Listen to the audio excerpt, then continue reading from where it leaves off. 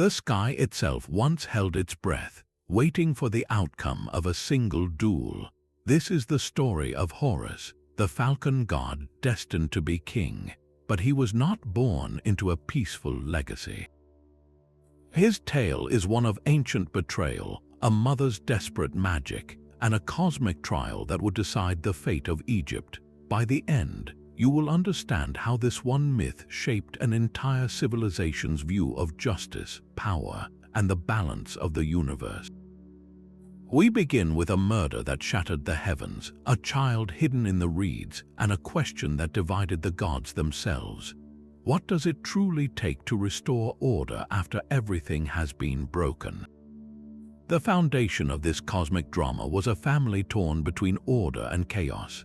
At its heart were three siblings, Osiris, Isis, and Set, whose relationships would forge a god's destiny. Osiris was the first king, a ruler of profound wisdom and stability. He was not just a political figure, he embodied the fertile, life-giving power of the Nile itself, teaching humanity agriculture and law. Beside him stood his sister and queen, Isis, a goddess whose intelligence was matched only by her magical prowess. Her devotion to her husband and her people was legendary, a force of protection and cunning that would become central to the entire myth. Their reign represented a golden age of balance, where the desert was held at bay and the fields flourished. But this harmony bred a deep and corrosive resentment in their brother, Set. Where Osiris was the fertile black soil, Set was the scorching desert wind. He was the god of storms, violence, and foreign lands, a necessary part of the world's balance, yet one who chafed under his brother's peaceful rule. His nature was chaos, and in a kingdom of perfect order, he saw only a throne that should not belong to his brother. This jealousy festered into a plot of pure treachery. The stories say Set crafted a magnificent chest, sized perfectly to Osiris's body, and presented it as a game at a grand feast. Whoever fit inside, he declared, would win it as a prize. One by one, the guests tried and failed until Osiris, trusting and curious, lay down within it. In that moment, Set's followers slammed the lid shut, sealed it with lead, and threw the chest into the Nile. The just king was gone, murdered and imprisoned in a floating tomb, and the world was plunged into its first great darkness. This act was not merely a fratricide, it was an attack on the very principle of order. With Osiris gone, Set seized the throne and chaos reigned over the land. The rivers seemed less predictable, the harvests less sure. But the story did not end in that chest, for Isis, fueled by a grief that turned to unwavering purpose, set out on a quest that would change everything. Her search for her husband's body and what she would discover sets the stage for the son who would one day challenge the usurper. The chest was not just a prison but a sarcophagus, and Set's feast became Egypt's first funeral. With Osiris gone, the world tilted. The Nile's floods grew unpredictable, crops withered under a harsher sun, and a shadow of lawlessness fell across the two lands. But one force refused to accept this new disorder. Isis, her heart a storm of grief and fury, cut her hair, tore her robes, and began a search that would become the stuff of legend. She wandered the length of the Nile, asking every reed and river stone if they had seen her husband's coffin. Her journey took her beyond Egypt's borders into foreign ports and lonely shores, a queen reduced to a beggar for a single clue. Her magic was her tool, a deep and ancient power she used to coax information from spirits and demons alike. Finally, her persistence was rewarded. She learned the chest had washed ashore in a distant land called Byblos, where it had become encased within the trunk of a mighty tamarisk tree. The local king, unaware of the divinity within, had cut the tree and used it as a pillar in his palace. Isis, employing both cunning and compassion, secured work as a handmaiden to the queen and in time revealed her true nature. She claimed the pillar, split it open, and recovered the body of her beloved Osiris. This was not the end, however, but a beginning. Using her profound knowledge of spells and the secret names of the gods, Isis performed a great magic. She fanned the air with her wings, breathed life into Osiris's still form, and for one fleeting night resurrected him. In that sacred union between life and death itself, a child was conceived. This was Horus, a son born not from a living king, but from a resurrected god. His destiny was woven from that impossible moment, a being meant to heal the rift in the world, to avenge his father, and to reclaim a stolen throne. Knowing Set would never allow such a threat to live, Isis fled. She vanished into the vast, labyrinthine marshes of the Nile Delta, a hidden world of papyrus thickets and whispering waters, to protect the god growing within her and the future of Egypt itself. The papyrus marshes were a fortress of whispering green. Here, in this hidden world of tangled roots and murky waters, Isis raised her son in absolute secrecy. This period of Horus's life is so distinct he was given a special name, Harpocrates, or Horus the Child. He was not born a mighty warrior, but a vulnerable infant, and the world around him was as treacherous as it was protective. The thickets shielded him from Set's searching gaze, but they were also home to their own ancient dangers. Scorpions lurked under stones, and venomous snakes slid through the reeds, their bites a constant lurking threat. In the myths, these creatures are not just animals, they are manifestations of the very chaos Set represented, small-scale assassins sent by the desert god, or symbols of the untamed world the young heir had to survive. Every day was a test. Isis became his shield, a mother whose magic was her weapon. She wove protective spells around their humble shelter, chanted incantations to purify water and food, and used her knowledge of healing herbs to counteract any poison. There is a famous story where the young Horus is stung by a scorpion and falls deathly ill. Isis's cries of anguish reach the heavens themselves, and she forces even the sun god Ra to stop his journey across the sky until he provides a cure. Her power was not just defensive, it was a force that could halt the cosmos to save her child. These childhood trials were far more than simple misfortunes. They were seen as necessary preparations, a forging of his divine nature in the hidden fire of adversity.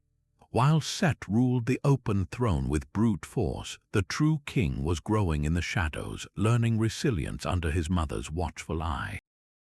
He was absorbing the lessons of the marsh, understanding both the nurturing abundance of the waters and the ever-present danger of the wild. This hidden growth shaped the core of his future identity. He would not just claim a crown by birthright, he would earn it through survival, tempered by vulnerability and protected by a love powerful enough to challenge fate itself. Yet the marshes could not hide him forever. A king cannot be raised on secrecy alone, he must be shaped by wisdom. When the time was right, Isis knew her son needed teachers greater than any mortal tutor. So Horus was brought before the assembly of the gods for an education befitting a future pharaoh. Among his most important mentors was Thoth, the ibis-headed god of wisdom, writing, and the moon.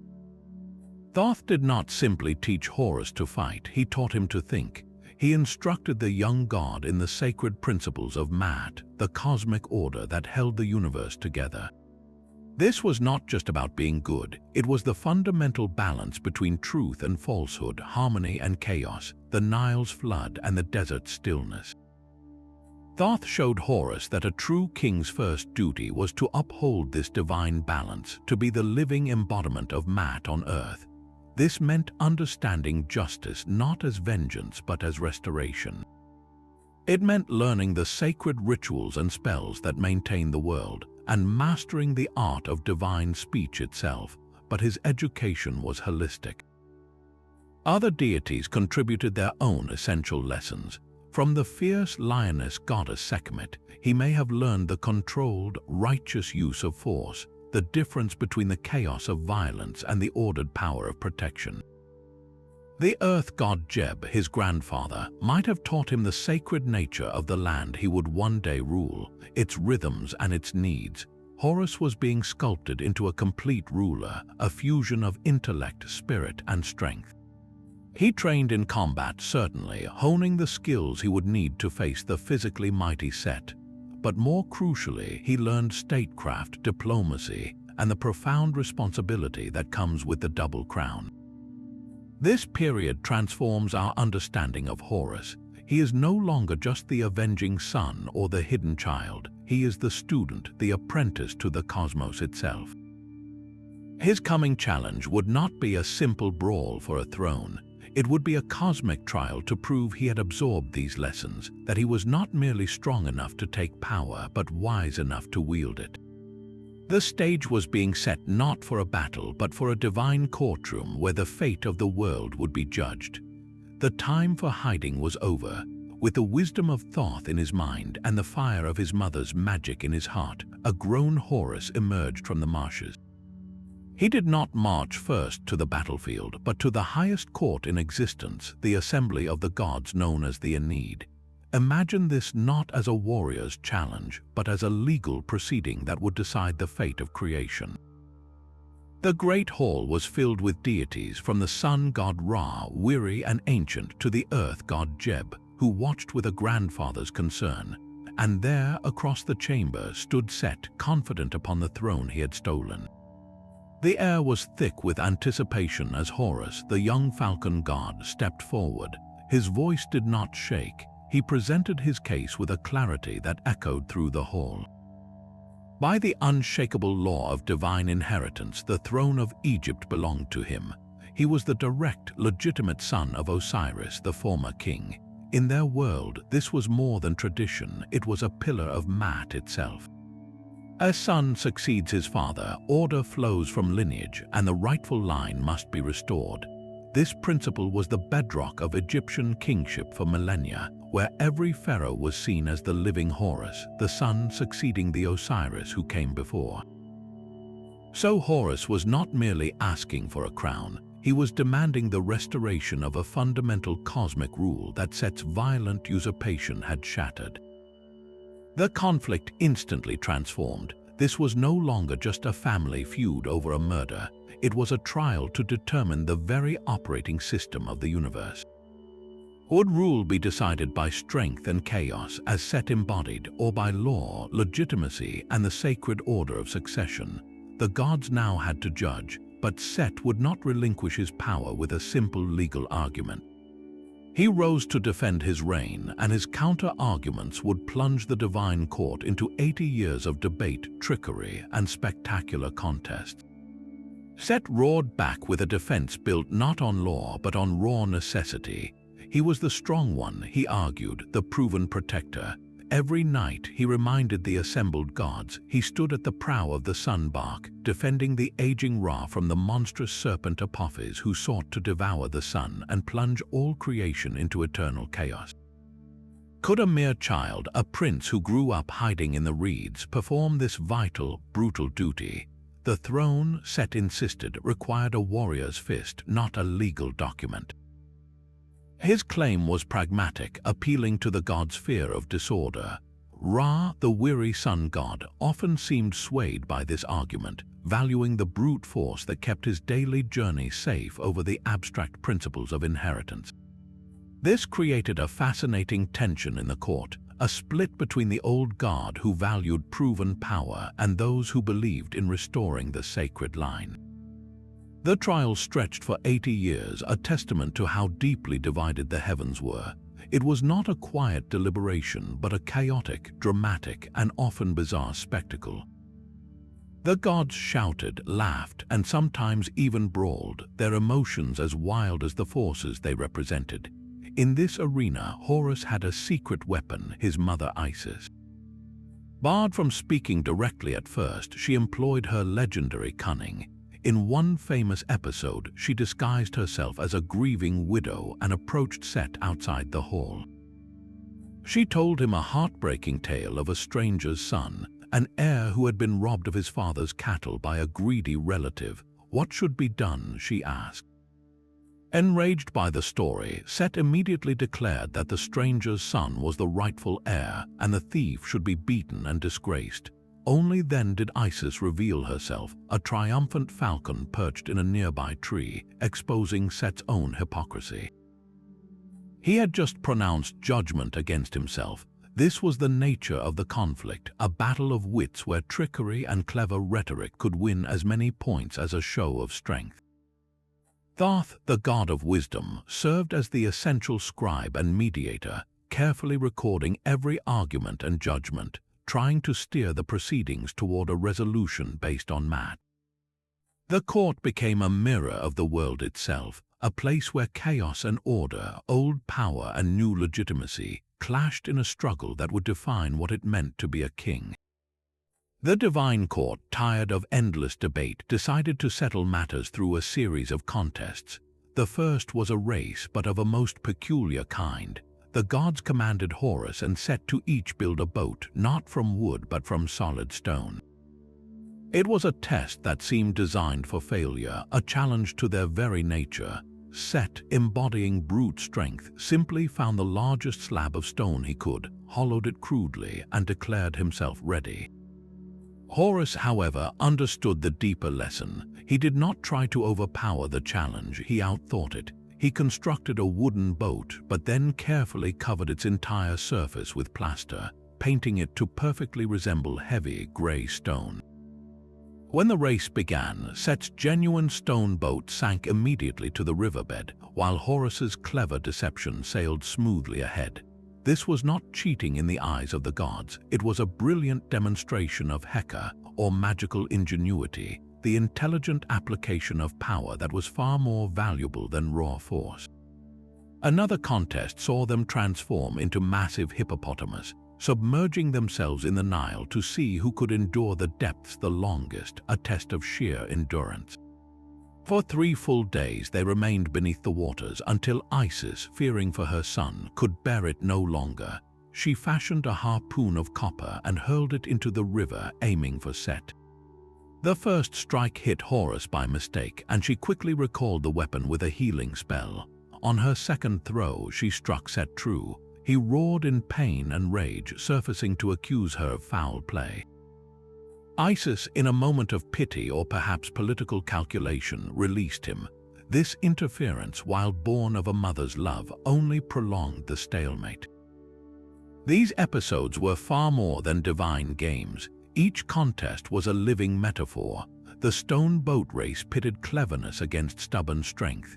The hippopotamus duel tested endurance, but also highlighted how personal loyalties could cloud cosmic judgment. Every time Horus seemed to win through wit or will, some new objection was raised, often by the sun god Ra, who still favored Set's proven might. The trials proved Horus was clever, resilient, and blessed by powerful magic, yet they could not deliver a final verdict. They revealed a frustrating truth to the assembled gods, that neither cunning alone nor strength alone could fully resolve a crisis that had fractured the very foundation of their world. The need for a decisive, final judgment was becoming undeniable. The endless contests had frayed the very patience of the gods, and the tension finally snapped in a moment of shocking violence. During a heated argument, or perhaps in a final, brutal challenge, Set lashed out. His attack was not just a blow, but a calculated desecration. He reached out and tore the eye from Horus, the very eye that saw the future of the throne. In some versions of the myth, he even crushes it. This was more than a physical injury. It was an assault on perception itself, a blinding of the rightful heir's vision and his claim to see the truth. The pain was cosmic, a scream that echoed through the divine hall. But Horus did not simply endure. Enraged by this ultimate violation, he retaliated with a ferocity that matched the crime. He attacked Set with a vengeance so precise it targeted the very source of his uncle's chaotic power. In a grim act of retaliation, Horus is said to have seized Set and severed his testicles. This graphic exchange plunges the myth into a new darkness, revealing a personal hatred that had festered for decades beneath the legal arguments. It was no longer a trial but a primal feud. Yet, even in this brutality, profound symbolism was at work. Horus's damaged eye, the Wedjat, would become one of the most sacred symbols in all of Egypt. Its injury represented the wound to the cosmic order itself, the moon that wanes, while its subsequent restoration would symbolize healing, wholeness, and the return of man. Set's injury, meanwhile, was an attack on his chaotic, generative force, an attempt to neuter the very power of disorder he embodied. This violent turn forced the gods to confront a terrible reality. Their courtroom had failed, debate and games had given way to mutilation, proving that this conflict could not be resolved by words or contests alone. The path forward now seemed irrevocably broken, and the heavens fell into a stunned, horrified silence, wondering if any power could possibly mend what had just been shattered. The stalemate in the heavens had become a crisis. After 80 years of shouting, contests, and mutilation, the gods remained hopelessly divided, their indecision threatening to fracture reality itself. In their desperation, they turned to the one authority they had not yet consulted, the one person whose claim lay at the very heart of the dispute. They composed a letter and sent it deep into the Duat, the shadowy realm of the dead, to Osiris himself. It was a moment of profound humility, the living gods asking the murdered king to judge his own case from beyond the grave. His reply was not a plea, but a thunderclap of truth that shook the divine assembly to its core. Osiris' message began with a simple, unanswerable question. What great deed, he asked, had Set ever accomplished that could possibly outweigh his own? He reminded them that he, Osiris, had given humanity civilization, agriculture, and law, the very foundations of order. Set's only legacy was murder, chaos, and treason. Then Osiris delivered his judgment with the chilling authority of the underworld sovereign. His son, Horus, was the rightful heir by every law of heaven and earth. But he did not stop there. He issued a subtle, terrifying threat. If the gods continued to deny this obvious justice, he implied, he would unleash the countless, restless dead from the Duat. The demons and spirits under his command would rise, not to conquer the living world, but to bear witness to the gods' failure, to expose their corruption before all creation. This was the ultimate leverage. Osiris was no longer the gentle god of vegetation. He was the mighty ruler of the dead, a power even the sun god Ra could not ignore. His argument reframed the entire trial. It was no longer about strength versus law, but about cosmic consequence. To deny Horus was to deny the foundational principle of succession, to mock the order Osiris had established, and to risk unleashing anarchy from the realm of death itself. The letter forced a final, sober reckoning. Ra, who had long favored Set's brute strength, now saw the untenable cost of that choice. The other gods, faced with the prospect of an uprising from the underworld, quickly found consensus. The pressure from below was irresistible. With Osiris' words echoing in the hall, the divine court finally, definitively, ruled in favor of Horus. The victor was not decided by a race or a fight, but by the unshakable authority of a father from the land of the dead, forever cementing the principle that the son must succeed the father, that lineage is the bedrock of rightful kingship. The legal victory was a verdict, but the cosmos demanded a final, physical enactment. The gods had spoken, but the world itself still trembled under the unresolved tension between the falcon and the storm.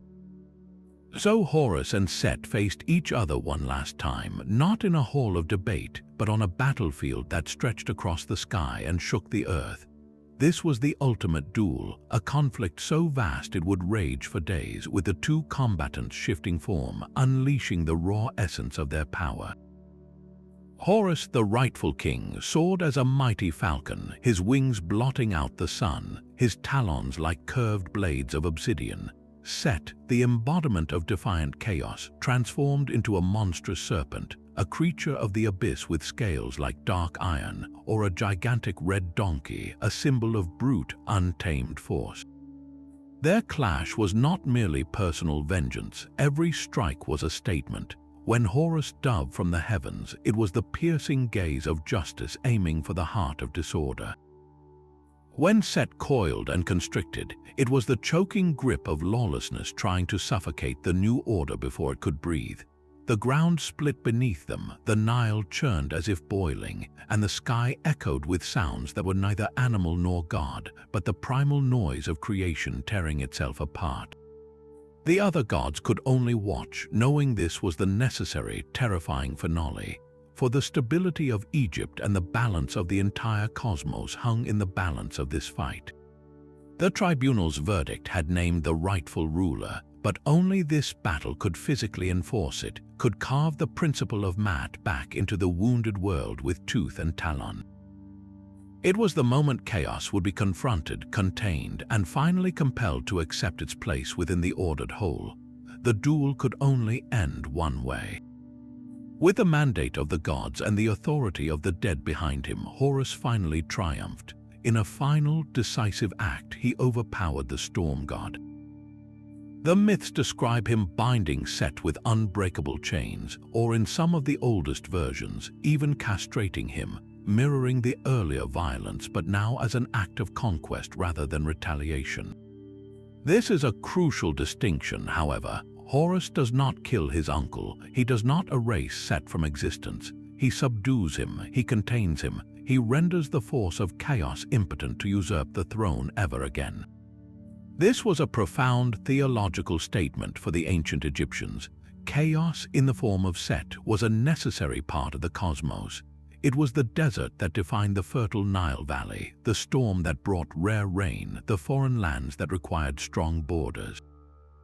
To destroy chaos entirely would unravel the very fabric of reality, which required the dynamic tension between order and disorder to function. Horus's victory established the ideal, a world where Maat was firmly in charge, with chaos bound and controlled, its destructive power neutralized but its essential presence acknowledged. With a cosmic balance restored, the scene shifted to a coronation of unparalleled significance. The gods gathered not in a courtroom of debate but in a hall of celebration. The double crown of Upper and Lower Egypt was placed upon Horus's head. He was now the undisputed king of the living world, the lord of the two lands. But this kingship came with a new, perfected structure. His father, Osiris, retained his majestic rule over the beautiful, shadowed realm of the dead, the Duat. This created a perfect, eternal partnership, a divine division of labor that would become the model for all of Egyptian civilization. Horus ruled the day, Osiris ruled the night. Horus governed the living, Osiris judged the deceased. One could not exist without the other. This was the ultimate resolution, a healed universe where the murdered king found his justice in eternity, and his son secured his legacy in the land of the living. From this moment on, every single pharaoh who ever sat upon the throne of Egypt was seen as the living embodiment of Horus. When a king died, he was not gone, he transformed. He became Osiris, the lord of the afterlife, and his son who succeeded him immediately became the new Horus, the falcon god reborn in human flesh. This myth was not just a story, it was the operating manual for Egyptian kingship, a divine blueprint that promised order, continuity, and balance would forever prevail over chaos. Yet within that cosmic victory lay a profound personal sacrifice, one that would become etched into the very soul of Egypt. That sacrifice was the eye of Horus. This iconic symbol, seen on everything from tomb walls to modern jewelry, began not as a decoration but as a wound. Recall the moment of brutal violation in the divine court when Set, in a rage, tore the eye from the young falcon god's face. In some versions, he even crushed it under his heel. This was not a minor injury. The eye represented perception, sovereignty, and the very ability of the rightful king to see his domain and enforce justice. To lose it was to be rendered incomplete, vulnerable, and symbolically blinded to his own destiny. The world itself seemed dimmer for its loss, but the story does not end in darkness. The damaged eye was not discarded. It was sought out, recovered, and miraculously made whole again. Different myths credit different deities with this act of restoration. Sometimes it is Thoth, the god of wisdom and magic, who carefully gathers the fragments and uses his profound knowledge to reassemble and heal the eye. In other tellings, it is the goddess Hathor, a nurturing figure of joy and motherhood, who restores it with milk or soothing incantations. This act of healing is the heart of the symbol's power.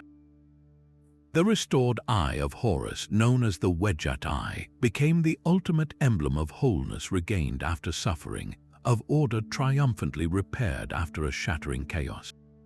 It was the visual proof that what is broken can be mended, that sacrifice leads to a stronger, more complete state of being. This is why it was worn as perhaps the most powerful protective amulet in ancient Egypt. People believed the Wedjat could ward off evil, heal sickness, and guard against misfortune, because it carried within its design the story of a god who lost a part of himself in battle and was made whole by divine magic. Its power was so trusted that it was even used in practical, everyday mathematics. The parts of the eye were assigned specific fractions. The pupil was 1/4, the eyebrow 1/8, and so on. And these were used by scribes and merchants to measure quantities of grain and land, turning a mythic symbol into a tool for fair trade and distribution. This connects to another layer of its meaning, the celestial cycle. The damaged eye was linked to the waning moon, a period of darkness and diminishment. Its restoration by Thoth, a moon god himself, symbolized the waxing of the moon back to its full, radiant glory. So every month, the sky reenacted the myth, moving from loss to wholeness, a constant, comforting reminder that light returns after darkness. The Eye of Horus was far more than a simple drawing. It was a condensed story of pain and healing, a mathematical formula for fairness, a celestial clock, and a shield against chaos, all born from the moment a god lost his sight so that the world could see order restored. But the throne of Egypt was not the only seat of power Horus would occupy. His wings carried him higher into the very heart of the sun's journey. As a falcon god whose domain was the endless sky, it was inevitable that his identity would merge with the greatest celestial force of all, the sun god Ra. This fusion created one of the most important composite deities in the Egyptian pantheon, Ra-Horakhti, whose name means Ra, who is Horus of the two horizons. Think of this not as one god replacing another, but as a profound theological synergy. Ra represented the raw, life-giving power of the sun itself, an ancient and sometimes distant force.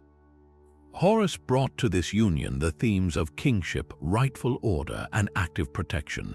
Together, as Ra-Horakhti, they became the sun that rules, the celestial monarch whose daily voyage was an act of sovereign governance over the cosmos.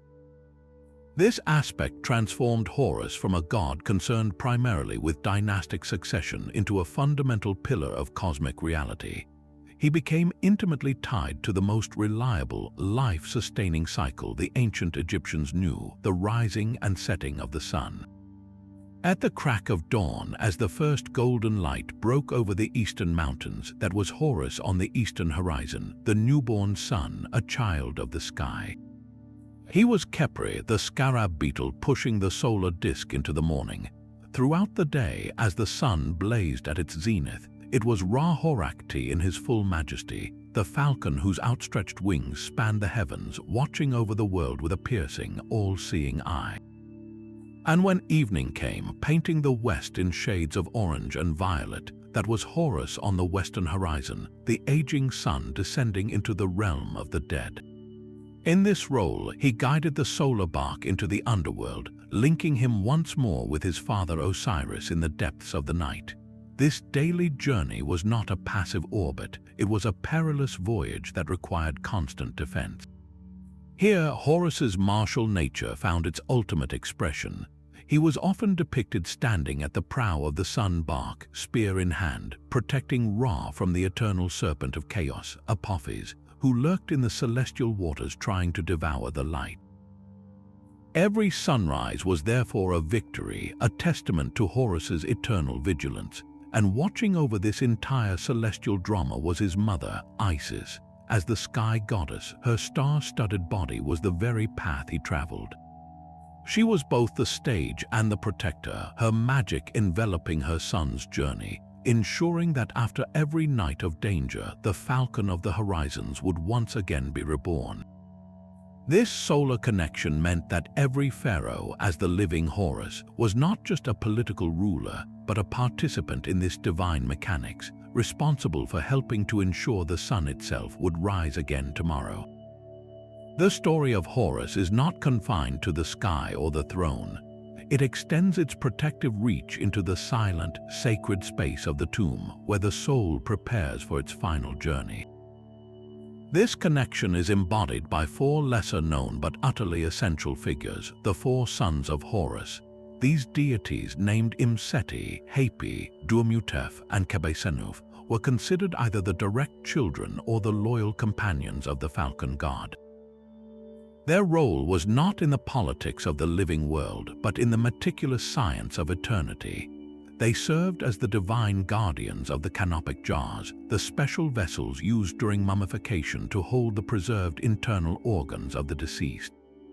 This was not a mere practical detail, it was a profound theological act, linking Horus's authority directly to the ritual that made an afterlife possible.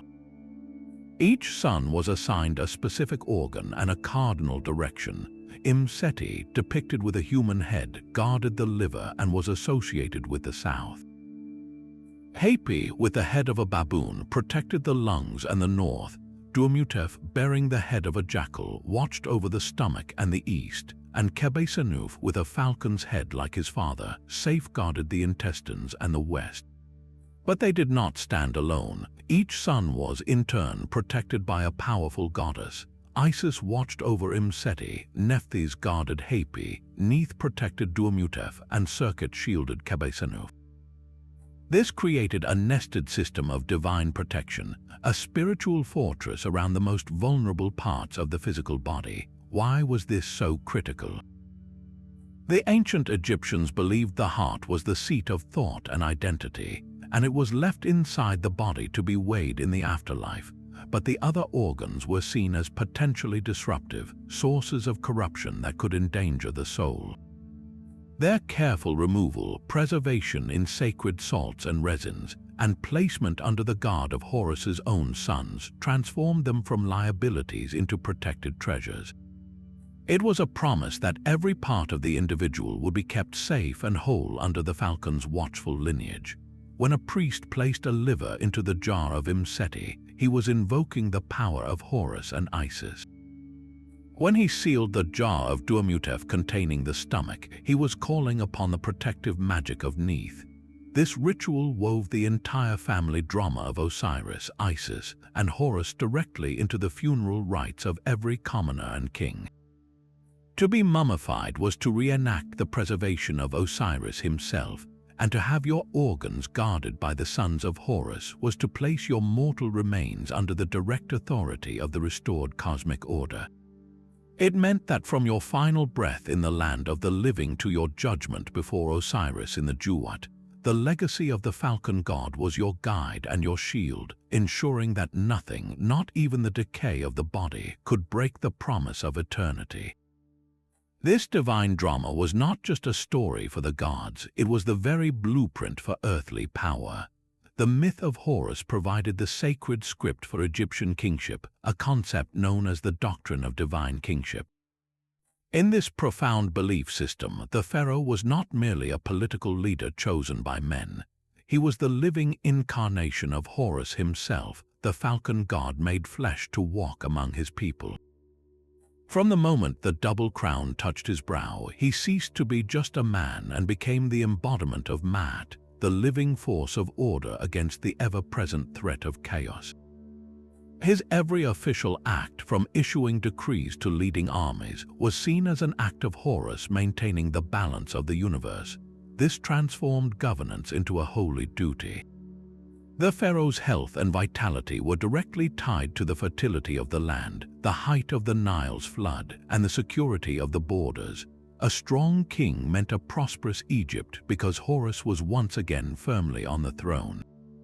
This idea was reinforced in countless ways, woven into the fabric of the state. During the elaborate coronation ceremony, the new king would be presented with the crook and flail, the symbols of Osiris, but he was hailed as Horus. In temple reliefs, you would see a majestic falcon, its wings outstretched, hovering protectively behind the pharaoh's head, a constant visual reminder of the god whose spirit inhabited the royal body. Even the royal titulary, the 5 great names of a pharaoh, always included the Horus name, written inside a rectangular frame called a serek, topped with the image of the falcon god. This was his primary identity, declaring to the world which incarnation of Horus now ruled. The connection becomes even more tangible when we look at one of Egypt's earliest and most iconic artifacts, the Narmer palette. This carved slab of siltstone, dating back to the very dawn of the dynastic period, is believed to celebrate the unification of Upper and Lower Egypt under King Narmer. On one side, we see the king wearing the white crown of the south, preparing to strike a captive, but above the captive there is a powerful symbol. A falcon, unmistakably Horus, perches upon a cluster of papyrus plants, which represent the Nile delta of Lower Egypt. The falcon holds a rope that is tied around the neck of a human head that emerges from the land. This imagery is a direct political statement in mythic language. It shows Horus through his living avatar Narmer, literally subduing and binding the forces of chaos, represented by the foreign or rebellious lands, to establish unified order. It is the story of Horus defeating Set translated into the foundational act of the Egyptian state. This cycle was eternal and self-renewing. When a pharaoh died, his divine essence underwent a transformation. The living Horus passed into the realm of the dead, where he was welcomed by his father and became an Osiris, joining the majestic ranks of the justified ancestors. Simultaneously, his son and heir, upon coronation, instantly became the new Horus, the next link in an unbroken chain stretching back to the first divine confrontation. This seamless transition offered the people profound stability. It meant the office of kingship itself was immortal, even as individual kings came and went.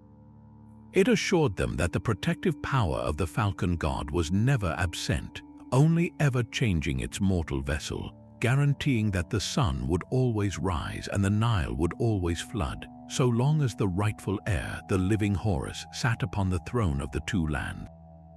Yet this singular figure of the Falcon King was not worshipped in one voice across the vast expanse of Egypt.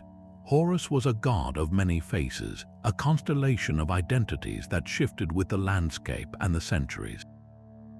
To understand him fully, we must look beyond the unified national myth and into the regional temples where local priests told their own sacred stories. One of the oldest forms was Horus the Elder, known as Hawa.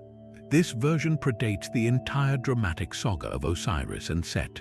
Hawa was a primordial cosmic power, a brother to Set, with no father named Osiris and no mother named Isis.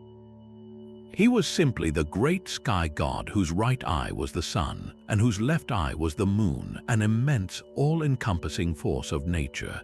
In this ancient theology, the conflict between Horus the Elder and Set was not about a throne, but a perpetual, elemental struggle between sky and storm, order and chaos, that played out on a mythic scale with no clear victor. This older, more abstract rivalry was later woven into the personal family drama we know so well, giving the political struggle a deeper, cosmic weight. Far to the south, in the city of Edfu, rose one of the most magnificent temples in all of Egypt, dedicated to Horus of Baidet. Here, he was celebrated not as a subtle legal mind, but as a triumphant warrior king. The massive sandstone walls of the Edfu temple are covered in breathtaking reliefs that depict, in stunning detail, a divine and eternal campaign. We see Horus of Baidet, a mighty falcon or a pharaoh with a falcon's head, standing in a papyrus skiff, his spear poised to strike. His enemy is not just Set, but the very concept of chaos, represented by a gigantic hippopotamus or a serpent teeming with lesser chaotic creatures. These temple inscriptions describe annual rituals where the priests would ritually harpoon and dismember models of these chaos beasts, reenacting Horus's eternal victory to ensure the security of Egypt for another year. This was Horus as the nation's divine defender, his localized cult providing a powerful, martial counterpoint to the judicial Horus of the myth. And of course, we have already met the vulnerable form from the marshes, Harpocrates, the child god whose cult emphasized protection, healing, and the magic of new beginnings. These were not seen as different gods by the ancient Egyptians, but as different aspects of the same fundamental divine power. Over centuries, as political power shifted and theological ideas merged, these regional stories and attributes were layered together.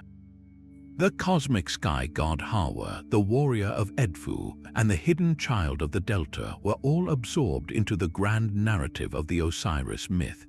This is why the mythology can sometimes feel contradictory. How can Horus be both the brother and the nephew of Set? How can he be an ancient sky deity and a newborn heir? The answer lies in this long, slow process of theological fusion, where local cults contributed their pieces to a grand national puzzle. The result is not a simple, clean biography, but a rich, complex tapestry, where every thread from the oldest cosmic battle to the most personal story of a mother and child adds depth and meaning to the enduring symbol of the falcon who restored the light. This tapestry of ancient myth has, in modern times, been woven into a very different kind of story. A popular idea circulates online and in some documentaries suggesting the story of Horus is a direct blueprint for the later story of Jesus Christ. The claims are striking. Proponents point to alleged parallels: a virgin birth, a birth date of December 25th, a baptism, 12 disciples, and a resurrection. It is presented as a kind of cosmic copy and paste, implying one story was borrowed to create the other. To approach this fairly, we must first lay out these claims as they are typically presented. The idea suggests that Isis was a virgin mother, that Horus was born in a humble setting akin to a manger, that he had 12 close followers, performed miracles, was crucified, and rose from the dead. On the surface, this can seem like a compelling list of coincidences, challenging the uniqueness of a central Christian narrative. But when we examine the actual Egyptian sources with scholarly care, the picture changes dramatically. The core details of the Horus myth, as recorded in pyramid texts, coffin texts, and temple inscriptions over millennia, simply do not match these modern assertions. Isis was not a virgin in the myth. She was a devoted wife who conceived Horus with her resurrected husband, Osiris. There is no Egyptian text that places Horus's birth in December, let alone on the 25th. Egyptian calendars were tied to the Nile cycles, not a Roman solar calendar. The concept of 12 disciples is absent. Horus's companions are more often his 4 sons or other gods in specific, non-preaching roles. The notion of Horus being crucified is a complete anachronism, a form of execution unknown in ancient Egypt, and his story lacks any narrative of atonement through sacrificial death. His resurrection is really his father Osiris's story, and Osiris does not return to the land of the living but becomes the lord of the dead, a fundamentally different concept. Scholars of comparative religion explain that many of these supposed parallels stem from misunderstandings. Some trace back to a 19th century book, The World's 16 Crucified Saviors, which made sweeping, poorly sourced comparisons. Others arise from mistaking much later, syncretic Greco-Egyptian myths from the Roman era for the original Egyptian theology. The true structure and purpose of the Horus myth are not about personal salvation for all humanity, but about cosmic order, kingship, and the political foundation of a civilization. This isn't to say comparative study is worthless. On the contrary, looking at how different cultures use similar archetypes, the divine child, the battle of good and evil, the dying and rising God, can be deeply illuminating. But the key is context. To force the intricate millennia-old story of the falcon god into a checklist designed for a different faith does a disservice to both traditions. It strips each of its unique beauty, its cultural specificity, and its power to tell us what mattered most to the people who believed it. The real lesson here may be about our own desire to find familiar patterns in the unfamiliar, and the importance of listening to each ancient story on its own terms, in the sacred language of its own time. To walk through the Temple of Edfu is to step directly into the myth surrounded by stone. This is not a ruin in the romantic sense, but a breathtakingly complete monument, one of the best preserved ancient religious structures on the planet. Its towering pylon gate, immense courtyards, and shadowed hypostyle halls were all dedicated to Horus of Badit, the warrior aspect of the falcon god. But the true magic isn't just in its scale, it's on its walls. Every surface, from the massive doorways to the inner sanctum, is covered in deeply carved hieroglyphs and reliefs. Think of it as a divine comic book etched in sandstone, telling a single, continuous story across its entire expanse. The narrative it recounts is the eternal battle between Horus and Set, but here the conflict is shown in vivid, almost cinematic detail. You can follow the entire saga, from the building of the stone boats to the final, decisive victory, played out in a sequence of images that would have been familiar to every priest and pilgrim who entered. This was more than decoration, it was a sacred text in 3 dimensions, a permanent reminder of the cosmic order that the temple itself was built to uphold.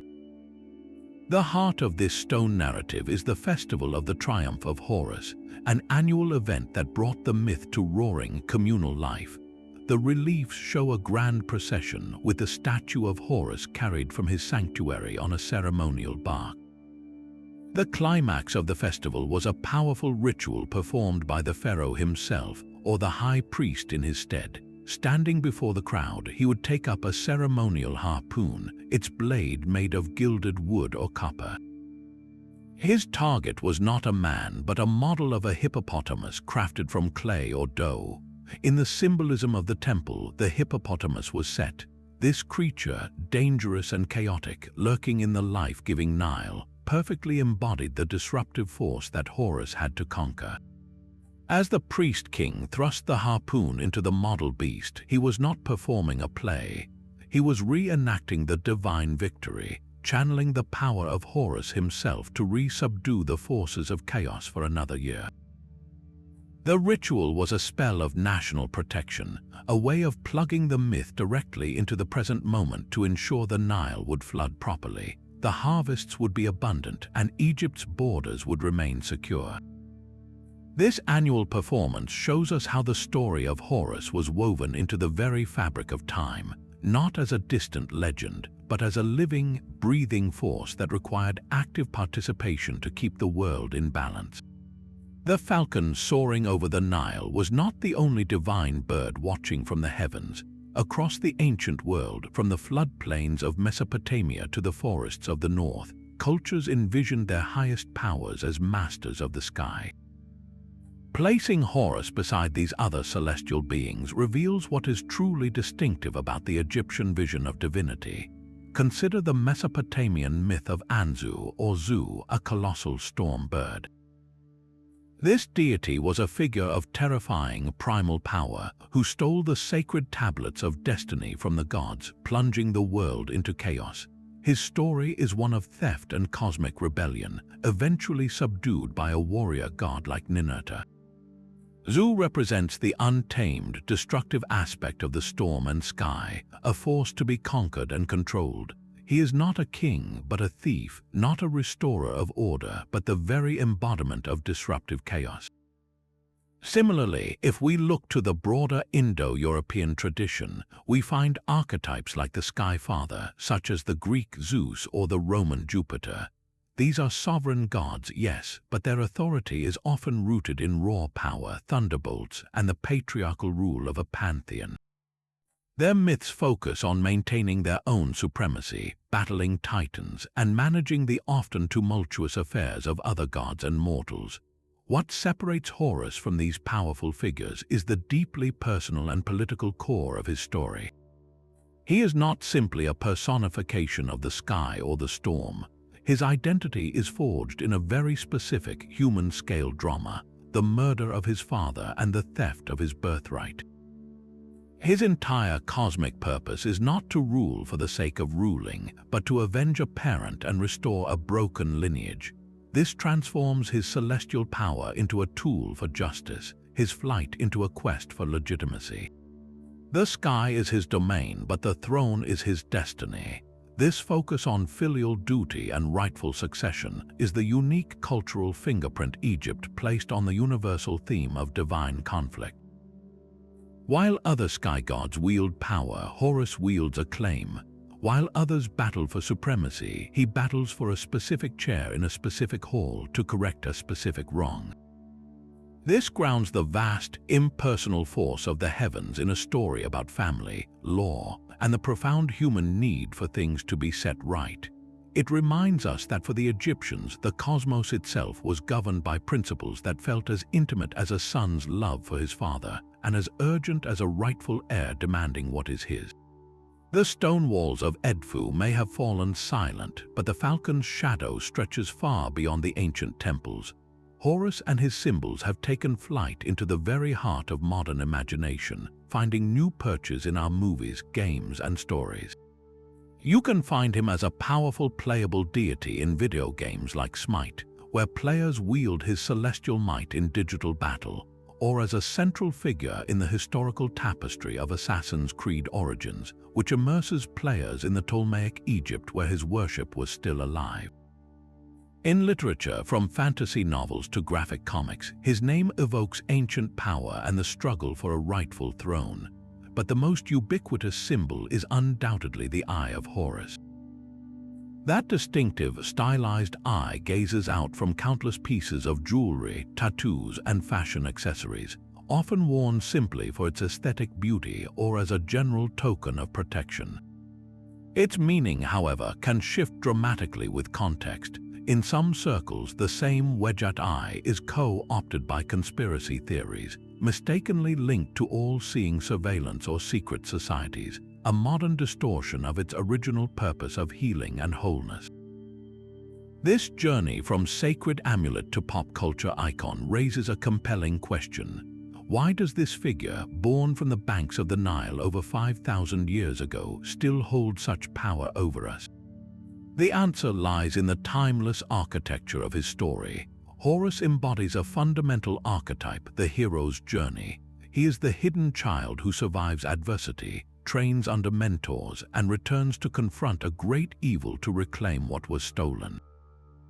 His is the classic battle between order and chaos, light and darkness, framed not as an abstract philosophy, but as a deeply personal family drama of murder, loss, and vengeance.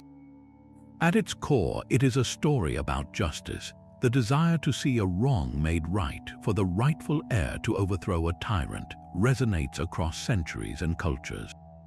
We recognize the pattern. It is the backbone of our most beloved epics, from Star Wars to The Lion King. Horus is not just an Egyptian god, he is an early, powerful blueprint for the hero we root for, a reminder that the quest for legitimacy and the triumph of order over chaos are narratives we are wired to understand and celebrate. His persistence in our culture proves that some stories are not bound by time, they simply find new languages in which to be told. That struggle between the falcon and the storm is far more than a thrilling adventure. It is the beating heart of an entire philosophy, the ancient Egyptian understanding of how the universe works. At the core of their worldview were two opposing principles, Mat and Isfet.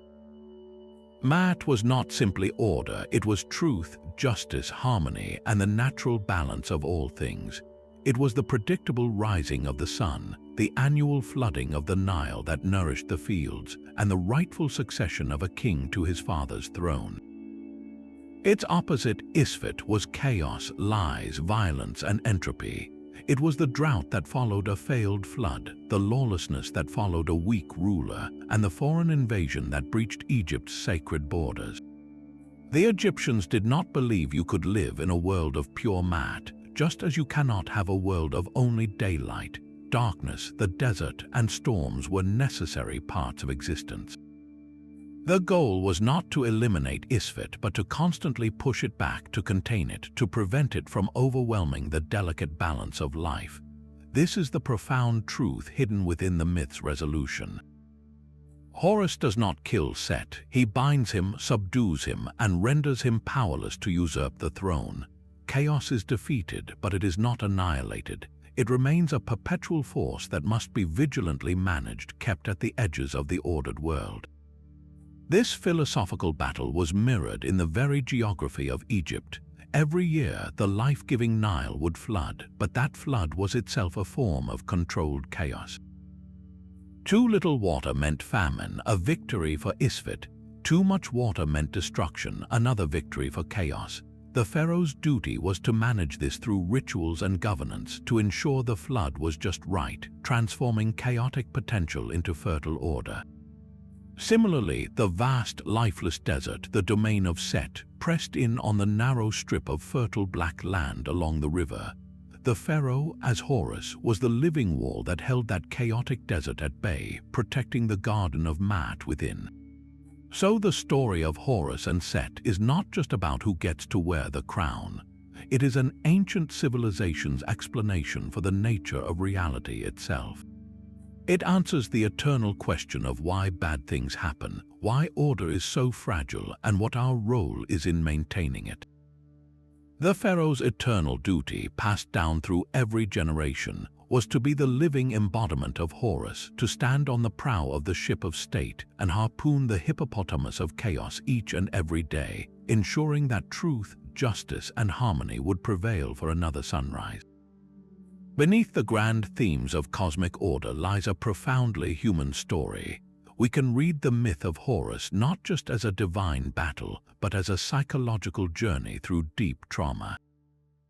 The foundation of his life is a shattering loss, the brutal murder of his father, Osiris. Before he could even be born, his world was defined by absence and violence.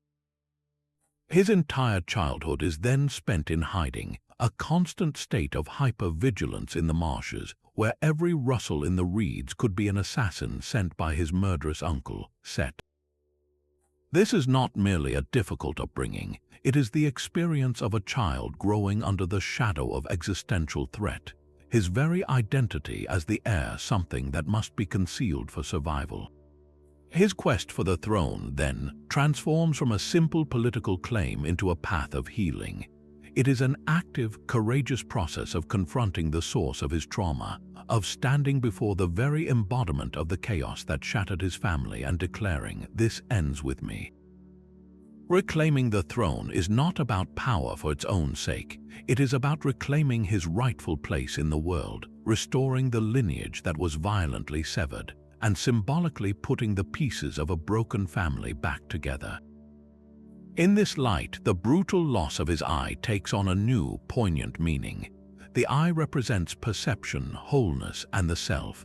To have it torn out is a metaphor for the fragmenting effect of severe psychological wounding, the feeling of being rendered incomplete, of having your view of the world and yourself violently distorted. The subsequent healing of the eye, whether by Thoth or Hathor, becomes a powerful symbol of therapeutic integration. It is the slow, careful, often magical work of gathering the scattered pieces of the self after trauma and painstakingly reassembling them into a new, functional whole. The restored wedged eye is stronger for having been broken, a testament to resilience. This psychological lens makes the ancient myth vibrantly relatable. It moves the story from the realm of distant gods to the intimate scale of our own lives. Who among us has not faced a loss that reshaped our world? Who has not had to hide a vulnerable part of themselves for protection, or struggled to integrate a painful experience into their sense of self? Horus' journey mirrors our universal human process of confronting adversity, seeking justice for wrongs done to us, and striving for personal integration. It shows that the path to wholeness often requires facing the storm directly, not to destroy it utterly, but to understand it, bind its destructive power, and finally claim the sovereignty over our own lives.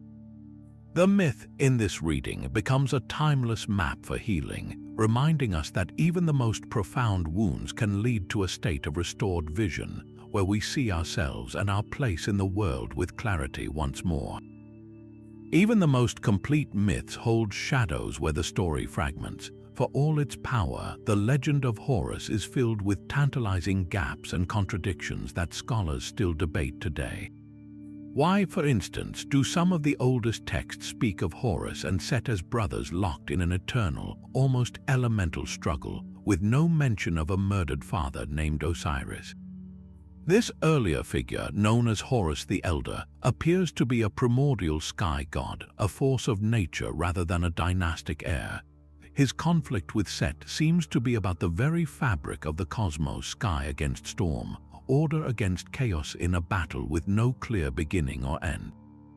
This suggests the personal, family-driven saga we know so well was a later, brilliant innovation.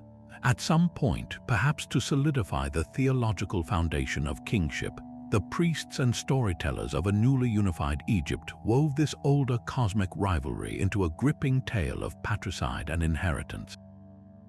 They gave the abstract conflict a human heart by making Horus the son of a murdered king and Set his treacherous uncle.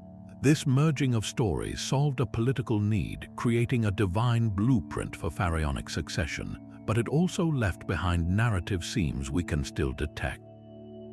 How can Horus be both the brother and the nephew of Set? The answer lies not in a single author's plot, but in centuries of theological stitching. Local cults from across Egypt, each with their own version of the falcon god, contributed pieces to a national puzzle. The warrior Horus of Edfu, the child god of the delta marshes, and the cosmic Horus the Elder were gradually fused into one complex, multi-faceted deity. This was a slow, organic process of religious syncretism, not a committee's decision, which is why the mythology can feel gloriously inconsistent. It was a living tradition, adapting and growing over millennia, absorbing new meanings while never fully discarding the old. This is why scholars carefully sift through pyramid texts, temple reliefs, and coffin spells, comparing versions from different cities and eras, trying to map the evolution of a belief. They debate whether the Osiris link was a product of the early dynastic period, a narrative tool to cement the power of Memphis, or if it has roots even deeper in the prehistoric past. These unanswered questions are not flaws in the story, they are invitations. They remind us that mythology was never a fixed set of facts, but a river of meaning that changed its course with the landscape of belief. To engage with these ancient stories is to embrace their mysteries, to wonder at the human creativity that could weave so many threads into a tapestry strong enough to define a civilization for thousands of years. From a vulnerable child in the reeds to the falcon on the throne, the journey of Horus is the story of a cosmos healed. It is a narrative woven from the deepest threads of human experience, transformed into divine law. We witnessed a quest for justice that spanned generations, a son's unwavering mission to avenge his father and restore a stolen legacy. We saw the fragile concept of order, shattered by betrayal, and then painstakingly pieced back together through wisdom, endurance, and a mother's fierce magic. This was never just a fantastical battle. It was the ultimate model for kingship, a sacred blueprint that told every pharaoh his purpose, to be the living Horus holding back the desert of chaos so his people could thrive. And at its heart lies that profound, necessary balance, the understanding that harmony is not the absence of conflict, but the continual, vigilant containment of chaos, represented by a subdued but never destroyed Set. Horus, therefore, is far more than a character in an ancient myth. He is a foundational idea, a psychological archetype, and a political principle that shaped the heartbeat of Egyptian civilization for over 3,000 years.